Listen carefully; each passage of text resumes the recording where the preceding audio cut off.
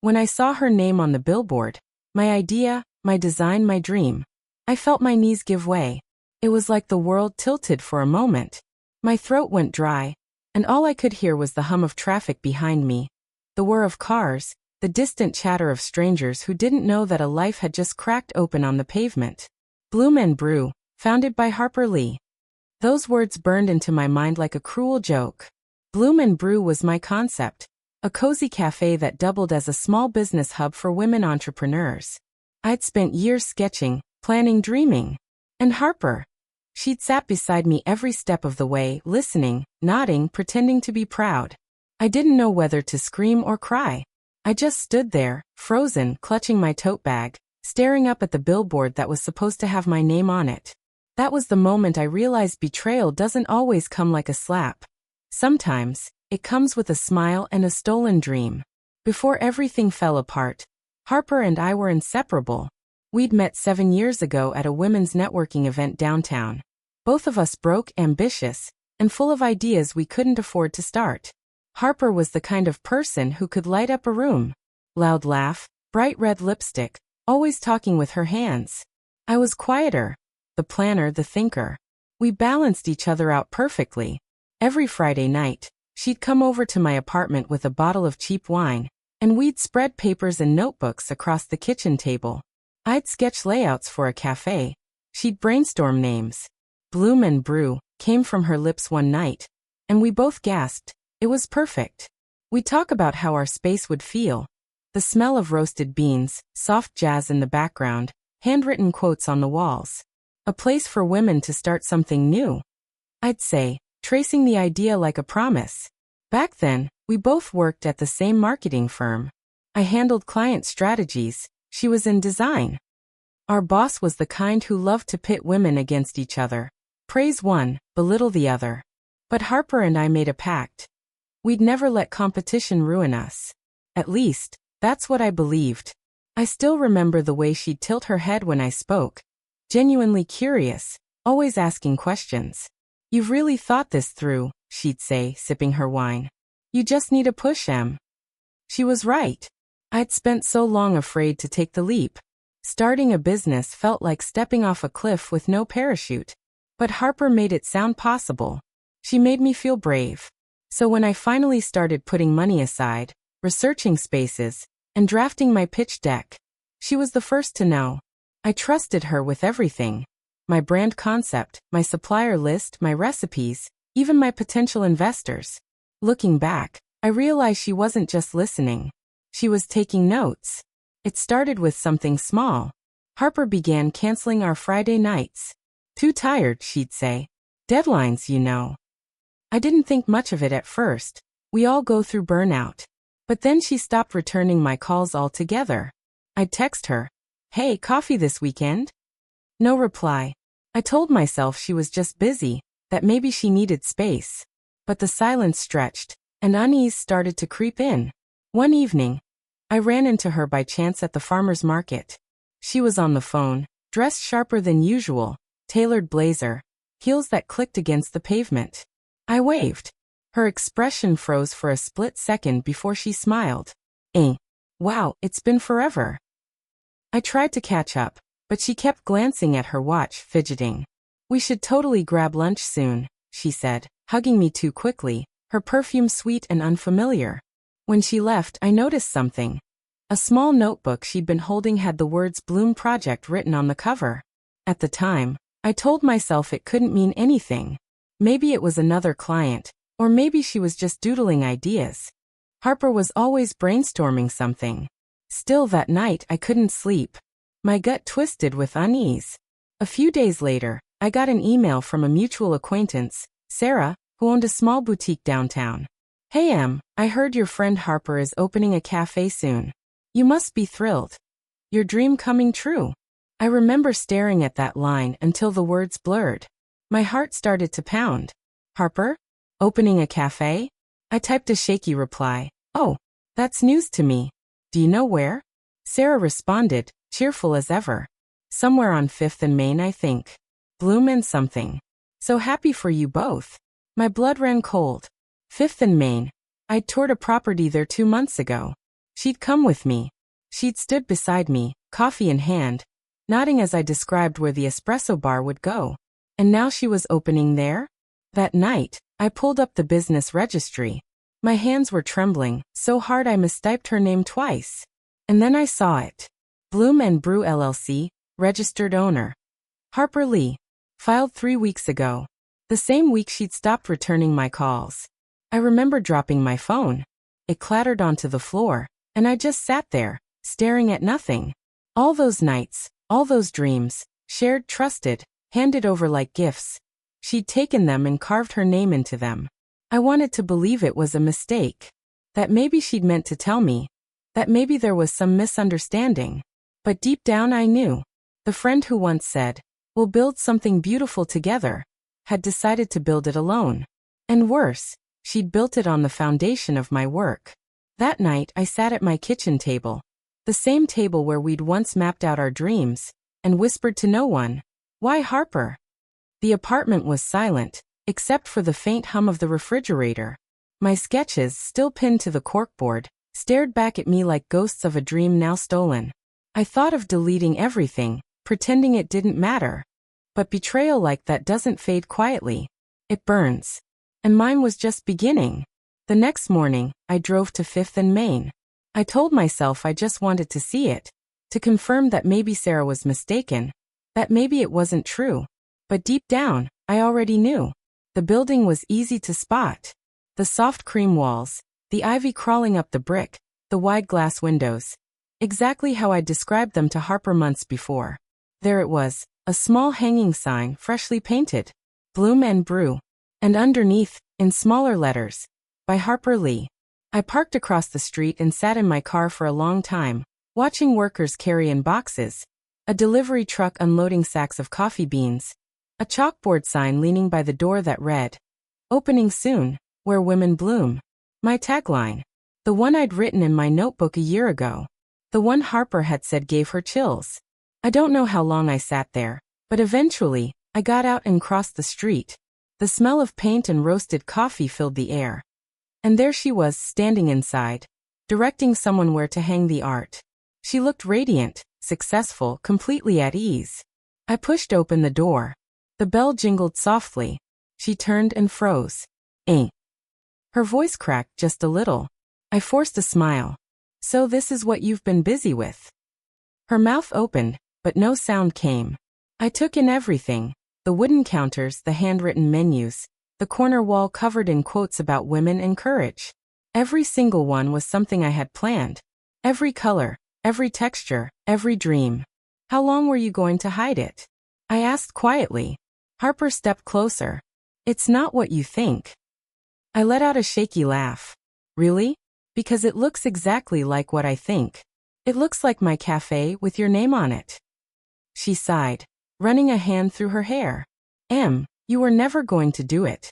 You kept saying someday. I made it happen. For both of us." "For both of us?" I repeated, disbelief thick in my voice. "You registered the business without me. You took my designs, my research, my investors. How is that for both of us?" Her eyes darted away. "I was going to tell you once it was stable. Maybe bring you on later." "Bring me on? As what, Harper? Your employee?" Silence. The air between us grew heavy. She folded her arms. "You're overreacting. You had ideas, sure. But ideas aren't ownership. I put in the capital, I did the paperwork, I found suppliers.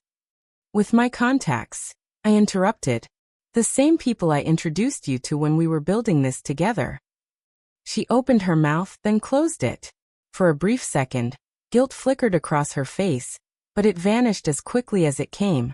Business is business, Em. You can't get sentimental about it. Something inside me cracked then. Not just from anger, but from the realization that the friend I'd trusted with my heart didn't see what she'd done as betrayal. To her it was strategy. To me it was theft. I walked around the space slowly, my heels echoing against the polished floor. "You even used my grandmother's quote on the wall," I whispered. "She used to say that to me every morning." Harper looked down. "It's a good quote." I laughed bitterly. "Right. And everything you steal looks good, doesn't it?" She stepped closer, lowering her voice. Don't make this ugly, Em. You're talented. You'll come up with something else. Something else. As if dreams were disposable. I looked her straight in the eye and said, You'll regret this. Then I turned and walked out. The bell chimed softly again. A cruel, cheerful sound behind me as I stepped into the cold air. That night, I sat in my apartment, surrounded by files and sketches, and cried until my chest hurt. Every part of that cafe had come from me, from late nights, from sacrifices, from hope. But I wasn't just mourning a stolen business. I was mourning her. The woman who used to bring me coffee on Monday mornings, who once told me I was the most creative person she'd ever met. That woman no longer existed. The new Harper had sharp edges and ambition that cut anyone standing in her way. Still, I couldn't let her win. Not quietly. Over the next week, I gathered everything: emails, text messages, drafts of our plans, my original concept sketches dated months before her registration. I even found voice notes she'd sent me, discussing the name, the design, the investor meetings. Part of me hated myself for turning this into a war, but another part, the part that had been stepped on, knew it was time. I contacted a lawyer, a quiet woman named Janine who specialized in intellectual property. After an hour of reviewing everything, she looked up at me with a small frown. You have a case, she said simply. It's clear this was a partnership concept. At the very least, she used your material without credit. I felt both relief and dread wash over me. What can I do? She hesitated. You could file a claim, but it'll be public. If you want to protect your name, your reputation, you'll need proof she used your documents. You said you shared files. I nodded. Through Google Drive. I still have the timestamps. Janine smiled slightly. Then let's start there. That night, I sent Harper one last message. You could have told me the truth. But you chose to lie instead. You've left me no choice. She never replied. But 2 days later, she blocked me. I knew then she was afraid. Not of losing me, but of being exposed. And I intended to do just that. I didn't sleep much that week. My apartment became a war room. Laptop open, coffee going cold, papers scattered across the dining table like broken pieces of a life I was trying to rebuild. Everywhere I looked, there she was. Her face in local features, articles calling Bloom and Brew a visionary new concept for women in business. They called her visionary. Each headline cut deeper than the last. It wasn't just about money anymore. It was about my name. I kept rereading those articles, my pulse quickening with every lie. She spoke about the idea as if it had come to her after years of dreaming. She even mentioned her dear friend Emily. Me saying I'd been her inspiration. Inspiration. That word burned. She'd stolen my concept, my voice, and turned me into a footnote. Janine, my lawyer, moved quickly. We compiled every document, email, and sketch. She filed an injunction to pause Harper's marketing campaign until the ownership dispute was resolved. But Harper didn't stay silent. 2 days later, I received a call from a journalist. Her tone was too sweet to be genuine. Hi Emily, I'm writing a follow-up on Bloom and Brew. Harper mentioned you were upset about her success. Any comment? I felt my chest tighten. Upset? She stole my business. That's not upset, that's betrayal. The journalist chuckled softly. I see. So there was no formal partnership. Not on paper, I admitted, but I can prove it was built on my ideas. She hummed, and I could already imagine the headline she'd write. That evening, the article went live. Friendship gone sour. Local entrepreneur accused of copying idea. They called me bitter. They called her ambitious. Public opinion was on her side. She had charm, influence, and a growing following. I was just the invisible one behind the curtain. But I wasn't going to let her rewrite my story. The next week, I made a choice that terrified me. I went public. I recorded a short video from my small, cluttered kitchen. I didn't dress up or rehearse. I just spoke from the heart. Hi, I'm Emily Parker, I began softly. And this is the truth about Bloom and Brew. I showed sketches dated months before her registration. Messages where we planned it together, even clips of her voice notes saying, "You should totally be the face of this, Em." I didn't cry. I didn't accuse. I just told my story. Then I ended it simply. Sometimes betrayal doesn't come from enemies. It comes from the person you trusted to protect your dream. When I hit upload, my hands trembled. I didn't know what would happen next. But within hours, the video spread. Thousands of women commented, sharing their own stories, stolen ideas, broken friendships, crushed trust. It was like I'd opened a wound everyone had been hiding. And just like that, the narrative began to shift. 3 days later, Harper called me for the first time in months. Her voice was cold, controlled. "You didn't have to do that, Em." I took a deep breath. "I asked you to tell the truth. You didn't. You made me look like a thief," she snapped. I swallowed hard. "You are a thief, Harper." Silence. Then she laughed bitterly. "Do you know how naive you sound? You think the world cares about who had the idea first? It's about who executes. You hesitated. I didn't." That line stayed with me. The final nail in the coffin of what our friendship had been. "I hope it was worth it," I said quietly. Then I ended the call. A week later, the legal notice reached her. She tried to fight back, claiming she'd independently developed the concept. But my timestamps, her messages, and our mutual contacts told a different story. Janine prepared a formal demand. Either settle and publicly credit me as co-founder, or face a full lawsuit. The local business community buzzed with whispers. People started asking questions. Some quietly withdrew their support from Harper's Cafe. Others reached out to me, offering space, investors, even collaborations.